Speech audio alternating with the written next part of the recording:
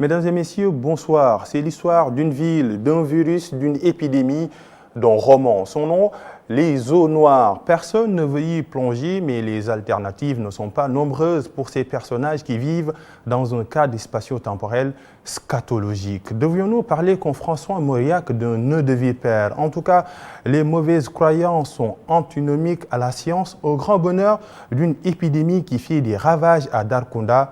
Ebola. L'auteur, c'est un médecin, un cardiologue plus précisément, c'est aussi un écrivain, professeur Abdoul Kane, bonsoir. Bonsoir. Ce ne sont pas seulement les eaux qui sont noires dans ce livre, l'histoire, les personnages, les lieux, nous pouvons citer la piscine, le marché, l'hôpital, une manière de pousser la dénonciation à son paroxysme. Oui, certainement. Quelque part dans le roman, il est dit que là où pullulent les hommes, malheureusement pullulent les microbes. Oui. Malheureusement dans nos marchés, dans ce qu'on a pu appeler la piscine, et dans les taxi-brousses comme les Akuya, dans ces grandes banlieues comme Darkounda, malheureusement, la promiscuité, la misère la plus crasseuse côtoie des êtres humains. Et ceci ne peut que sécréter un mal, et que ce mal s'appelle virus, qu'il s'appelle pauvreté, qu'il s'appelle corruption, avec les mêmes conséquences. Je pense que tout se tient. Les épidémies ne sont que les conséquences des bouleversements socioculturels et économiques. C'est aussi peut-être les conséquences des errements de nos politiques de façon générale. Darkounda en est une illustration, qui peut être aussi une illustration de ce continent noir que j'affectionne tant, mais je crois qu'il y a ces mots et qui malheureusement pourraient continuer à nous valoir encore quelques crises, qu'elles soient sanitaires, politiques, mais aussi que ce soit de l'insécurité, comme on a pu le voir tout le long du roman. Et dire que Darkounda est un endroit pauvre, c'est un euphémisme. C'est plutôt la dèche. Et c'est pour tout simplement revigorer ou bien redonner cet adage. La pauvreté est mère de tous les vices. À Darkounda, les personnages sont pauvres. Le cadre spatio-temporel, c'est un cadre très noir. C'est pour dire que le virus a besoin d'un écosystème pour évoluer. Ah oui, clairement. Il est vrai qu'on peut parfois se retrouver avec des pandémies, comme c'est le cas de l'actualité aujourd'hui. La Covid-19. La Covid-19, qui peuvent donner l'impression que les riches aussi sont touchés. Ce qui est vrai d'ailleurs, puisqu'un virus n'a pas forcément de frontières. Il est démocratique. Il peut être démocratique, mais pas tant que ça, malheureusement. Et même pour la Covid-19, vous verrez que c'est d'abord dans les grandes villes qu'on retrouvera le plus de maladies. Et dans ces grandes villes, ce seront les grandes banlieues et les plus pauvres. L'Afrique ne le ressent pas encore. Mais lorsque vous verrez des continents qui ressemblent un peu à ce qu'on revit en Afrique, les favelas du Brésil, certaines banlieues aussi malfamées de l'Argentine, vous verrez que c'est là que la Covid-19 fait le plus grand mal. Oui, clairement, il y a ces virus que j'appelle irrévérencieux comme la Covid-19 qui peuvent atteindre les riches, mais de façon globale, la vérité universelle, c'est celle-ci. Plus vous êtes pauvre, plus vous êtes à risque d'avoir une maladie. Et malheureusement, aujourd'hui on parle de Covid-19, mais avant ça, il y a eu le VIH-Sida, il y a eu le paludisme, il y a eu le choléra. Et de façon générale, les microbes vont préférentiellement toucher les plus pauvres. Et les maladies, quelles qu'elles soient, cardiovasculaires ou les cancers, vont toucher les plus pauvres. Donc il y a un lien terrible entre pauvreté et maladie, quelle qu'en soit la forme. Mais on parle, pour parler de l'actualité du coronavirus, on parle un peu de la couronne. Il n'épargne pas les têtes couronnées. On a vu un peu que des rois sont victimes de cette pandémie. Des musiciens, des stars meurent également de cette maladie. Est-ce une manière de contredire cette thèse-là que maladie et pauvreté riment ensemble, ou bien? Non pas contredire, mais la probabilité est que plus on est pauvre, plus on est à risque. Mais pourquoi, pour ce qui est de cette pandémie, on a plus affaire à des pays riches d'abord? Peut-être parce qu'il s'agit d'un virus qui a une particularité. C'est un virus respiratoire, qui a une transmission rapide, qui a une contagiosité rapide. Il est possible justement que les pays qui sont au centre des plus grands échanges mondiaux aient pu atteindre les premiers. Mais ce qui explique probablement la propagation de la pandémie, qui est partie de la Chine, qui est arrivée en Europe, puis en Amérique. Et on sait très bien que, toutes choses égales par ailleurs, l'Afrique n'est pas le continent qui participe le plus aux échanges de façon générale. Et donc cela peut expliquer ce qui a pu se passer aujourd'hui. Mais il ne faut pas qu'on oublie que malheureusement, lorsque un même virus, avec la même virulence, atteindra des populations pauvres ou des continents les plus pauvres, le mal peut être terrible. Donc oui, on a aujourd'hui quelque chose d'assez particulier qu'on ne voyait pas avant, mais il ne faut malheureusement pas crier victoire. Peut-être que notre environnement était un peu différent, peut-être que notre population est peut-être plus immunisée, peut-être que notre population est plus jeune, peut-être qu'encore une fois, le virus ne nous a pas encore atteint au même niveau. Mais les institutions onusiennes continuent de prédire l'hécatombe, la progression, mais l'Afrique reste résiliente. L'Afrique des fiers guerriers, comme j'ai l'habitude de le dire. Malgré nos systèmes de santé défaillants, comme c'est le cas à Darkounda, où l'hôpital Jeannot n'est pas un hôpital, pour bien dire. Oui, malheureusement, l'hôpital Jeannot n'est pas une fiction. Oui. C'est un hôpital africain, comme on en voit hélas beaucoup. Oui. Alors autant je continue à penser que nos structures sanitaires et nos systèmes de soins en Afrique sont parmi les plus faibles au monde, oui. Autant je continue à penser que l'Afrique est le continent peut-être le plus pauvre, qui héberge le plus grand nombre de maladies, autant je continue à penser que les Africains ont en eux-mêmes les ressources pour s'en sortir. C'est pourquoi, vous l'avez dit dans votre introduction, Darkounda, c'est une sorte de nœud de vipère. Mais Darkounda a nécropole. Une nécropole. Mais c'est la nécropole qui a su générer ses propres ressources à la fin. Oui. Et c'est ça le message moi, que j'ai voulu transmettre. Oui. Donc oui, on a prédit le pire pour l'Afrique, mais l'Afrique a pu apprendre de cette pandémie et des autres épidémies. Je pense qu'il n'y a pas de fatalité. Il faut simplement que l'Afrique comprenne qu'elle a ses propres ressources. L'aide internationale est une chose, oui. L'apport des ONG peut être une autre chose, mais c'est d'abord sur nous-mêmes qu'il faut compter. Et c'est vraiment ça le message. Donc j'ai décrit cette Afrique que j'aime tant sous des traits très durs, parce que j'ai fait le tour de l'Afrique pour écrire ce roman, mais je reste moi optimiste que l'Afrique a des richesses qui sont d'abord l'intelligence des hommes. Et je l'ai dit d'ailleurs dans le roman, voilà un peuple qui croule sous la misère, mais qui est assis sur des richesses énormes. Oui. Je ne parlais pas de nos richesses minières, que de ce que nos forêts peuvent produire. Je pensais aussi de ce dynamisme, de cette jeunesse et de cette intelligence de l'Afrique que moi je vis au quotidien, parce que pour écrire ce roman, encore une fois, j'ai fait quasi tous les marchés de nos capitales africaines et de nos banlieues. La description, elle est objective. On dirait que vous étiez là. Votre roman, c'est un miroir que l'on promène le long des chemins africains, pour reprendre cette citation de Zola.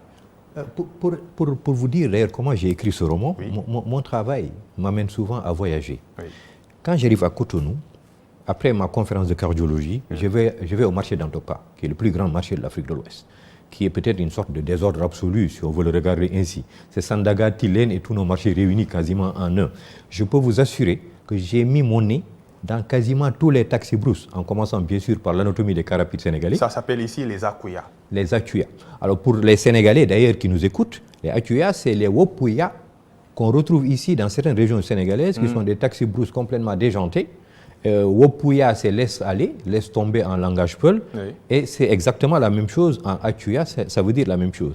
Mais en décrivant Akuya, je peux vous assurer que c'est pour moi les carapides, les Woro-Woro, les tuk-tuk du Caire et de New Delhi, parce que j'ai mis mon nez dans tout cela, oui. Pour faire cette description qui finalement est une description qui se ressemble terriblement d'un taxi-brousse à l'autre.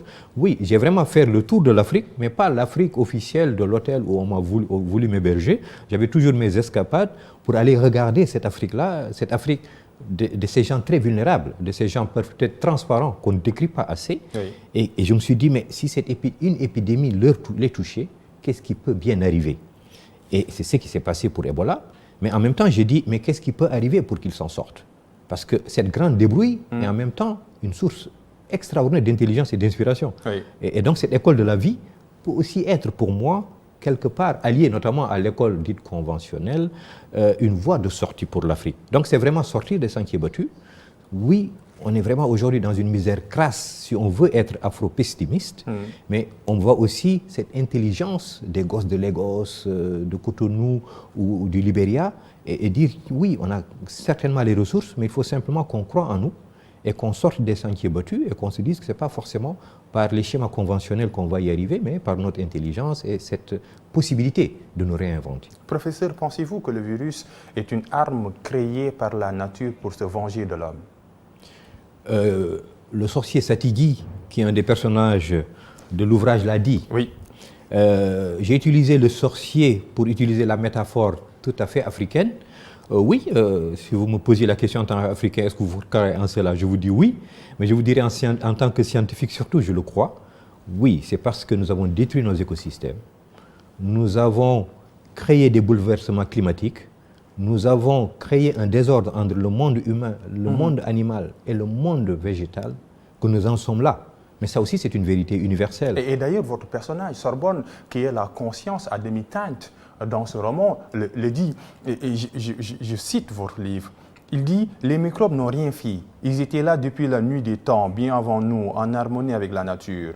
Le microbe n'était pas un vecteur de maladie, ou plutôt avant que l'homme n'entre dans la danse en dépravant tout par une déforestation, une urbanisation et une industrialisation vertigineuse. Toutes les épidémies sont ainsi faites et sont le fruit pourri de nos comportements sexuels alimentaires, de nos addictions, de notre rapport à la nature, de notre folie destructrice. » Sorbonne, après Satigui le sorcier, oui. Pour moi, on décrit tous les mécanismes qui peuvent amener aux épidémies d'aujourd'hui. Et ce que dit Sorbonne aurait pu nous permettre de comprendre qu'une épidémie qui s'appelle la Covid-19 peut nous arriver. Il y a 10-15 ans, oui. Nous avons eu des épidémies similaires qui ont fait quelques milliers de morts. Mais je rappelle que le virus respiratoire du Moyen-Orient est plus mortel que la Covid-19. Imaginez simplement qu'un virus respiratoire qui peut être très contagieux et soit plus mortel, qui se retrouve dans un hub d'un aéroport quel qu'il soit, dissémine à travers le monde. On aurait pu avoir une catastrophe beaucoup plus ample que ce qu'on a aujourd'hui. Le virus du sida n'est pas né avec l'humanité. C'est lié aux perturbations de la nature, aux perturbations du monde animal. Et quasi 60% aujourd'hui des épidémies, on le sait, sont dues à des modifications, à des perturbations du monde animal, et on les appelle les zoonoses. Donc oui, tout ça est à prédire, le réchauffement climatique, les bouleversements de nos écosystèmes, la déforestation, et puis malheureusement, cette interconnexion que nous avons aujourd'hui entre nous, ces grandes banlieues. Village planétaire. C'est un village planétaire, oui. Et malheureusement, ce village planétaire a sécrété aussi des banlieues où vous avez 15, 20, 30 personnes qui ne pourront jamais se confiner. Et donc oui, on a aujourd'hui tous les ingrédients pour avoir des virus virulents, que ces virus se transmettent très facilement de l'homme à l'homme ou de l'animal à l'homme, puisque nous avons mis les animaux en contact avec les humains en déforestant. Et oui, donc tout ça est prévisible et malheureusement, ce n'est pas être un prophète de malheur que de l'imaginer, c'est tout à fait scientifique ce que je dis. Aujourd'hui, nous avons malheureusement tous les ingrédients pour avoir d'autres pandémies si nous ne faisons pas machine arrière par rapport à la conception que nous avons du développement de façon générale, de la conception que nous avons vis-à-vis du monde animal, que la conception que nous avons vis-à-vis de la nature, notamment. Mais professeur, vous êtes scientifique, vous comprenez bien que l'homme est un être vivant complexe, que l'homme c'est un faisceau d'interrogation, et l'homme face à la nature, l'homme actuellement n'est pas un gardien, mais l'homme transforme la nature comme étant son propriétaire. Et c'est là l'erreur. Mais cet homme un peu boulimique, oui. Doit comprendre que à vouloir être dans cette production excessive, il est en train de désarçonner la nature. Et quasiment de tous les êtres humains, s'il y en a un qui le fait, de tous les êtres vivants sur Terre, c'est l'homme qui est dans cette posture-là. Mais en vérité, l'humanité n'a jamais été aussi riche. Mais on n'a jamais autant eu de pauvres. Donc ce n'est pas tant cette surexploitation qui est le problème. C'est comment, aujourd'hui d'ailleurs, diminuer l'exploitation qu'on a vis-à-vis de la nature, parce que nous avons suffisamment de richesses. Nous avons plus un problème de redistribution des richesses. Oui, c'est l'homme le problème. C'est l'homme, dans ses liens avec la nature, à vouloir faire du profit, qui ne se justifie pas.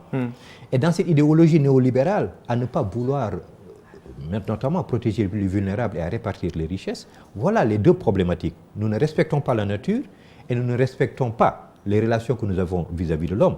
Et tant que nous continuerons ainsi, encore une fois, nous allons avoir des césures socio-économiques très importantes, nous allons avoir des violences communautaires et ayant perturbé nos écosystèmes, nous allons nous retrouver avec des virus et malheureusement, la Covid-19 nous a montré ce que Ebola ne nous a pas montré. Oui. Ebola nous a dit, ça c'est une maladie de pauvres, comme ça a été souvent le cas.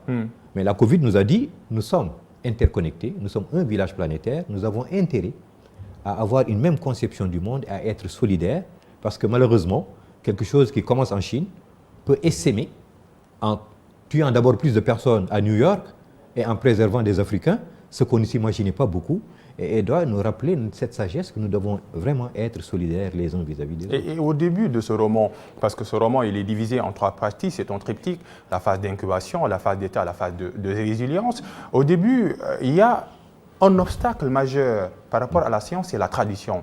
Cette tradition-là qui ne croit pas au début de toute épidémie, on le voit aussi dans la réalité au Sénégal, les gens essaient un peu d'ethniciser l'épidémie. La Covid-19, c'était une maladie chinoise avant d'être une maladie européenne. Ensuite, elle est devenue une maladie africaine. À Dakonda, les gens ne croyaient pas à cette épidémie-là. Et cette mauvaise croyance a fait le lit de cette propagation massive. Et l'Ebola, dans ce livre, a tué des milliers de personnes. Alors, on revient à la même chose. Et on peut se poser la question de qu'avons-nous fait de nos sociétés? Qu'avons-nous fait de ces croyances? Qu'avons-nous fait des messages de nos religions? On sait très bien qu'on peut s'appuyer sur nos écoles, oui, ce qui n'a pas été le cas. Nos écoles, malheureusement, ressemblent plus à des problèmes qu'à des solutions aux problèmes. Nos religions, depuis longtemps, rappellent que les épidémies existent, oui, et rappellent même que des principes comme la quarantaine sont des principes salvateurs. Et puis, il y a la question de la stigmatisation. Or, il y a des valeurs qu'on aurait pu mettre en avant, qui sont les valeurs de solidarité. Et Ebola, d'ailleurs, l'a clairement montré. Lorsque la crise Ebola a eu lieu, oui, la Commission de l'Union africaine a demandé aux pays africains de ne pas fermer leurs frontières et de faire jouer la solidarité africaine. Ça n'a pas été le cas. Au contraire, oui, quelques rares pays ont été dans cette posture-là. Les autres ont fermé leurs frontières, et là aussi, je l'ai décrit. Et c'est la même chose qui se passe avec la Covid-19. Mais c'est exactement la même chose. D'ailleurs, mais c'est toujours le mal des autres. Ebola était l'Ebola des autres. Oui. Pour les Africains qui étaient épargnés, c'était l'Ebola des autres. La Covid-19, ça a été la Covid des Chinois, et c'est la Covid des Américains. Et quand arrivé au Sénégal, on s'est retrouvé avec c'est la Covid de telle communauté. Et on a vu les violences qui en sont découlées. C'est parce que nous n'arrivons pas encore dans nos sociétés à transmettre des messages qui soient sincères en nous, qui sont des messages de solidarité.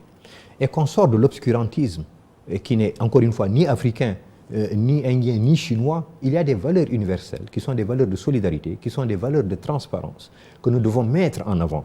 Et je pense que c'est ça qui montre qu'on a cet échec-là. C'est-à-dire que nous n'arrivons pas à éduquer les gens. Et ceci est vrai dans nos écoles, ceci est vrai peut-être même dans les endroits qui sont censés être des lieux forts d'éducation.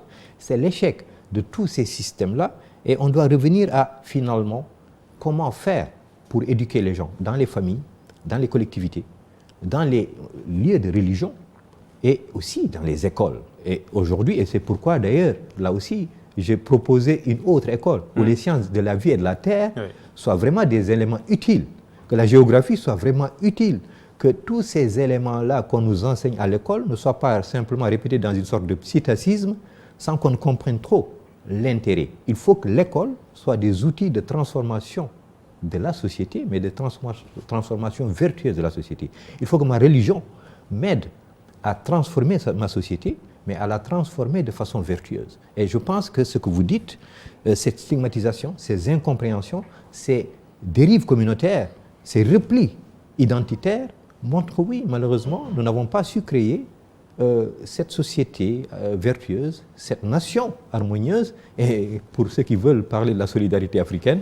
ou d'une solidarité mondiale, nous avons échoué dans cela. Et ça se voit dans ce livre. On parle plus d'une solidarité internationale, on parle plus d'une gestion des catastrophes. Et vous le dites, nos systèmes sanitaires fonctionnent par rapport à de l'événementiel. Il y a une gestion des catastrophes, mais quand il s'agit de trouver une gestion pérenne à des maux sociaux comme la pandémie de Covid-19, comme c'est l'Ebola dans le livre, on ne le fait pas parce que nos systèmes politiques sont défaillants, nos systèmes politiques fonctionnent d'une manière événementielle et tout cela,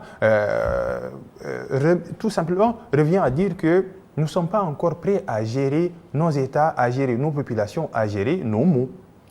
Non, clairement. Alors ça ramène d'ailleurs à finalement, lorsque nous avons élu des gens, sur quelle base nous avons élu? Ici, c'est Sekouba, par exemple. C'est Sekouba, oui.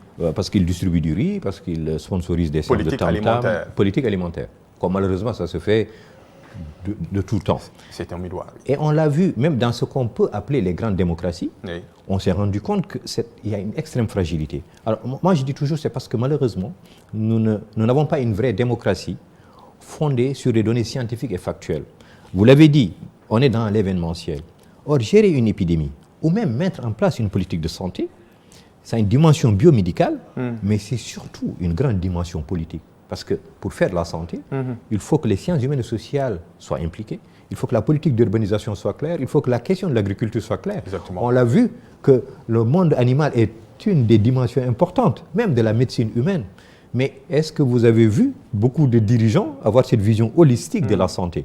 Alors moi, je suis certes médecin, mais je dis toujours, quand j'écoute un politique décliner son programme, j'écoute son programme de santé, je zappe ou je ne zappe pas en écoutant décliner sa politique de santé, parce qu'en déclinant une politique de santé, il doit me dire clairement où est-ce qu'il veut amener ma société.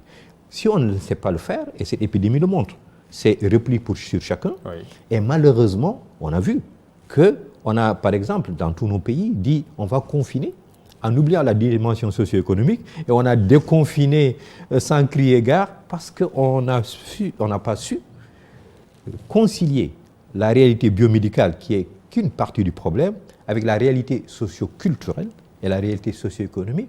Et même dans un pays comme le Sénégal, on a vu des populations se rebeller, des gens refuser, ce qui peut paraître extraordinaire pour un pays qui se dit tolérant, qu'on puisse enterrer des gens dans leur quartier oui. Au motif qu'ils ont le Covid. Oui. Et vous avez vu tout ce qui s'est passé. Oui. Ça s'est passé pour Ebola. Oui. Les Sénégalais regardaient ces pays comme étant des pays qui ont peut-être un certain retard, mais on a vu que lorsque le mal est venu à nous, qu'on soit américain, sénégalais, chinois ou autres, on est dans les mêmes craintes, dans les mêmes peurs, parce que malheureusement, on n'a pas su créer cette société-là qui peut se concilier avec elle-même en temps de crise. Et c'est là qu'on voit la force de la société. Et malheureusement, cette épidémie nous a montré combien nous sommes fragiles. Et ce constat-là est valable pour les sociétés occidentales comme pour les sociétés africaines. Nous ne sommes pas encore prêts à faire face à une épidémie. Mais vous dites une chose très importante dans ce livre, c'est que le monde, c'est comme un escalator. Nous sommes tous embarqués. Tout le monde pensait que c'était les NTIC, nouvelles techniques de l'information et de la communication, qui sont universalisables. Mais les épidémies sont universalisables. Soit on fait en bloc pour faire face à cette pandémie, soit nous allons tous mourir, excusez-moi du terme. Oui, parce que pourtant, nous avons utilisé un terme NTIC, oui. Mais qui vient de la médecine. Lorsqu'on dit c'est viral, cette vidéo-là oui. Est virale, oui. Mais je rappelle que c'est bien un langage purement médical. Ah. Nous savons depuis longtemps que oui, tout peut être viral dans ce monde aujourd'hui parce que nous sommes terriblement interconnectés. Mais cela montre simplement, oui, nous sommes interconnectés, mais cela montre surtout combien nous sommes dans des fractures sociales extraordinaires. Vous l'avez dit, le monde dit développé, mais à ces mots. Et on l'a vu d'ailleurs dans les grandes puissances, mais on n'a pas su écouter, par exemple, la question des gilets jaunes. On n'a pas su écouter certaines populations américaines parmi les plus pauvres. Et bien sûr, c'est encore plus saisissant dans les pays africains. Oui, je pense qu'il est temps qu'on comprenne que nous sommes tous ensemble, à l'intérieur d'un même pays. Et je pense qu'il faut que ces inégalités d'un pays à l'autre, mais que ces inégalités au sein même d'une société, si nous n'arrivons pas à les corriger, au moins partiellement, et malheureusement, le virus, lui, il va continuer à être présent et les riches ne peuvent pas s'enfermer dans leur tour d'ivoire. C'est ce que pensait faire Sékouba. Oui. Et malheureusement, l'épidémie l'a touché au plus profond. Oui, sa fille. Sa fille. Qui va mourir. Sa fille va mourir et on l'a vu avec le Covid, que malheureusement, des gens parmi les plus puissants, des proches de certains chefs d'État ont perdu la vie. Et malheureusement, c'est ça qui va arriver. Ou nous sommes solidaires et nous allons pouvoir gagner des choses ensemble, ou nous ne le sommes pas. Et malheureusement, les échecs, peut-être seront d'abord les échecs des pauvres, mais les riches ne seront pas épargnés. Je vais encore donner la parole à Sorbonne, que j'aime bien d'ailleurs.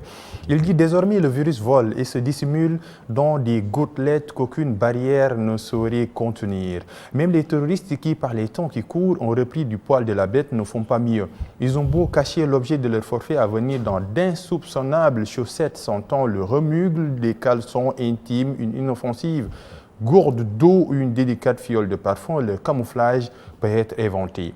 Mais le microbe fait mieux que se camoufler, il sait entretenir une relation fusionnelle qu'un champ électromagnétique ne peut détecter. Oui, c'est là aussi rappeler une vérité universelle. On parle beaucoup de la violence, oui. On parle beaucoup des guerres, on parle beaucoup des terroristes. Je rappelle qu'au cours d'une guerre donnée, telle que par exemple l'une ou l'autre des guerres mondiales, la maladie a tué plus que les armes. Oui. Et c'est ce qui va se passer aujourd'hui. On aurait aimé qu'il n'y ait plus de terroristes dans nos sociétés. D'où le nom guerre sanitaire. Et on parle de guerre sanitaire. Mais c'est rappeler que oui, les terroristes continuent à donner du fil à retordre à tous les services de sécurité, oui, oui. Mais c'est sans commune mesure avec ce que le virus, lui, peut faire. Et c'est pourquoi, d'ailleurs, Sorbonne le dit, nous parlons juste tous de gestes barrières. Mais pensez-vous réellement qu'on puisse sérieusement imaginer que vous vous retrouvez dans un aéroport avec 1000 passagers, que vous puissiez mettre une barrière qui va empêcher ce virus-là de circuler. Pensez-vous mettre quelqu'un dans un champ électromagnétique et dire, savez-vous, vous avez le virus ou vous ne l'avez pas. Pour un terroriste, vous pouvez éventuellement trouver qu'il a une arme ou qu'il ne l'a pas. Ouais. Mais c'est pourquoi, d'ailleurs, Sorbonne l'a dit. Est-ce que c'est dans la mitre du prêtre italien? Est-ce que c'est dans la jupe de la pétillante française ou du ventre bedonnant de l'allemand? Vous ne savez pas où est le virus. Et c'est comme ça que ça va se passer. Et donc, quel sens donneriez-vous à ces notions-là qui ont acquis une popularité politique? Gestes barrières, distanciation physique. Alors, le sens, c'est on va diminuer la probabilité que le virus puisse se disséminer, mais encore une fois, il ne faut pas se leurrer. Oui. On ne va pas arrêter l'interruption de la transmission. C'est ça que ça veut dire. Et puis après, il faut voir la faisabilité de ce qu'on est en train de dire. Pensez-vous seulement qu'il n'y a pas une majorité de Sénégalais qui ne continuent pas à aller toucher leur grand-père, à manger autour du bol familial, à vivre comme ils vivaient avant. Et donc il y a une réalité sociologique qui fait que aller se dire qu'il faut se mettre 1,50 m paraît être très théorique. Et combien de gens vont porter le masque? Combien de gens vont le porter de façon courante?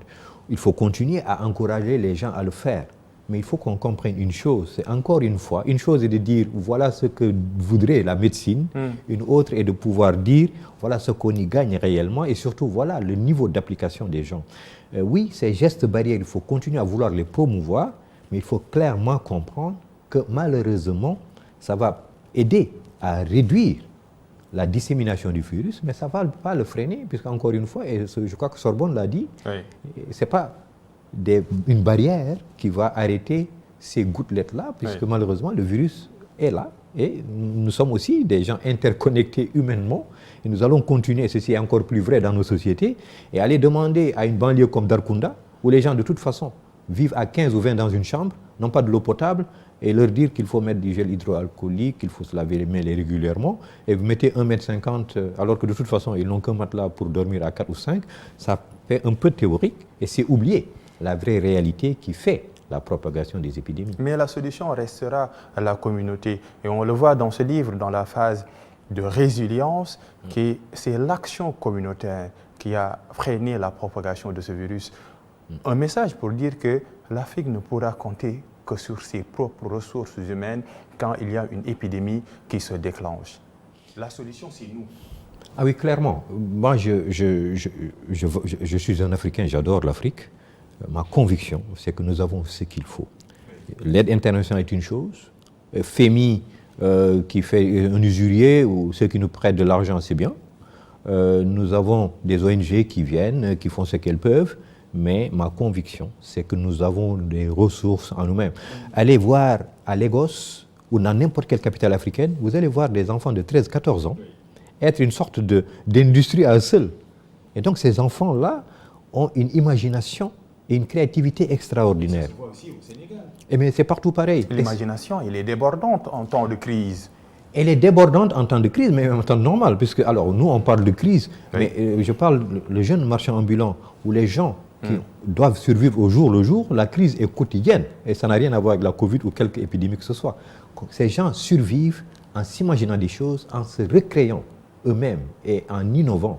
Et je pense que c'est tout cela qu'il faut capitaliser, c'est tout cela qu'il faut encadrer. Et je pense que ce qu'on attend aujourd'hui, d'ailleurs, de nos dirigeants, ce n'est pas dans une verticalité de nous dire voilà ce qu'il faut faire, mais c'est de pouvoir faire en sorte que toutes ces idées magnifiques et toute cette intelligence de nos jeunes, de nos moins jeunes, puisse être mise à profit et qu'on sorte des sentiers battus. Et oui, c'est la communauté qui, pour moi, va combattre de façon efficace les épidémies, et c'est la communauté qui sortira l'Afrique de la misère dans laquelle elle se trouve aujourd'hui. Et Dalcounda réussit par vaincre, on peut dire vaincre cette pandémie, mais il y a une alerte à la fin. Et cette alerte-là, ce sont 6 mots. Cette épreuve n'est qu'une allégorie, nous renvoyant à nos responsabilités.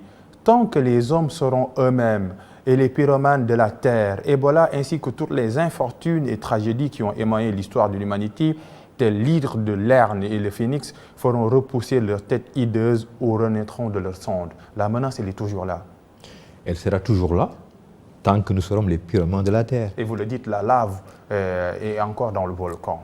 La lave est dans le volcan et elle y sera encore.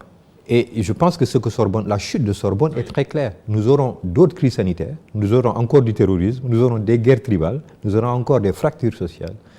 Tant que les autres êtres humains ne comprendront pas que leurs sorts sont liés et que nous arrêterons de brûler la terre. Brûler la terre, c'est aussi protéger son prochain. Professeur, merci. C'est la fin de cette émission. C'est moi qui vous remercie. Les eaux noires, publiées aux éditions Les Harmattans. Ne plongez pas dans les eaux, mais plongez dans les pages. Elles sont ravissantes. L'autre point que je voudrais énoncer avec vous, c'est la description. Vous aimez la description. Elle est objective et elle est belle. C'est la science qui parle. C'est le médecin qui parle, le scientifique. Alors, je vous remercie. C'est le lien entre la littérature et la médecine. En réalité, lorsque je dois décrire une maladie sur une observation médicale, je dois l'écrire dans un élément spatio-temporel. Pour moi, la médecine et l'écriture romanesque sont intimement liées. C'est pourquoi je ne dissocie pas l'écrivain entre guillemets que je suis du médecin que je suis. Un partisan du décloisement du savoir, un roman pour parler de la réalité, Les eaux noires, à lire. Et c'est publié aux éditions Harmattan. Son auteur, Abdoul Khan, il était l'invité de Belle Ligne. Moi, je vous donne rendez-vous dans 15 jours pour un autre numéro.